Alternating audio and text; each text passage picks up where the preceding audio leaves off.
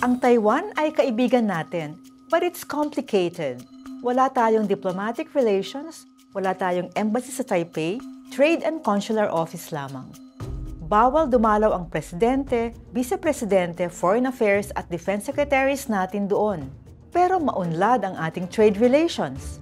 Ang Taiwan ay 10th largest trade partner natin. At halos 200,000 ang mga OFW doon.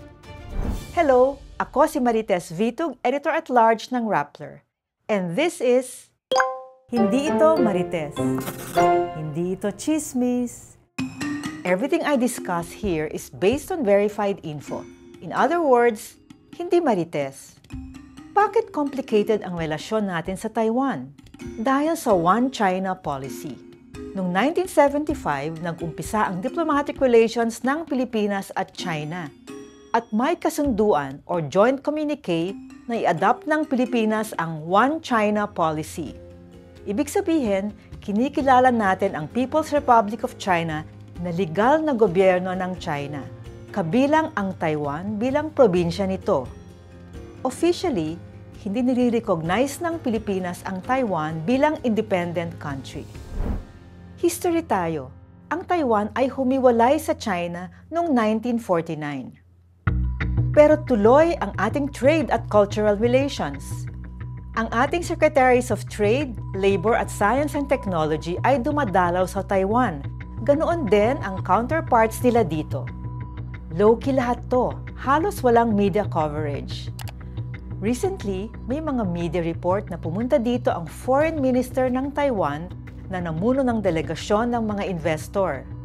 Ayon sa Foreign Affairs Department, wala silang nire-recognize na Taiwan official sa dumalaw na business delegation. Nagprotesta ang China. Sa turismo naman, hindi kailangan ng visa ng mga Pilipino basta hanggang 14 days lang sa Taiwan. Ganon din sa mga Taiwanese tourists na pupunta dito. Nagiging sensitibo ang relasyon natin sa Taiwan pagdating sa issue ng security. Noong tinanong si President Marcos ng isang Indian TV reporter kung madadamay ang Pilipinas sakaling magkaroon ng conflict between Taiwan and China, sinabi niya na may hihirapan tayong umiwas dahil sa ating geography. Napakalapit natin sa Taiwan. To be very practical about it, if there is a confrontation over Taiwan between China and the United States, there is no way that the Philippines can stay out of it, simply because of our physical geographic location. If you think about it, if there is an all-out war, then we will be drawn into it. And I assure you with the greatest hesitation, but we will have to defend our territory and our sovereignty. Hindi ito pinalampas ng China. Nagprotesta sila dahil internal affair daw nila ang Taiwan at hindi dapat makialam ang Pilipinas. Ngunit tuloy ang security dialogues natin with Taiwan, mainly ng ating Navy at Coast Guard. Under the radar ito, mga conversations at exchanges tungkol sa maritime cooperation. Bakit napapalapit ang Pilipinas sa Taiwan? Kasi itinutulak tayo ng China sa isa't isa dahil sa kanilang agresibong action sa West Philippine Sea at sa Taiwan Strait.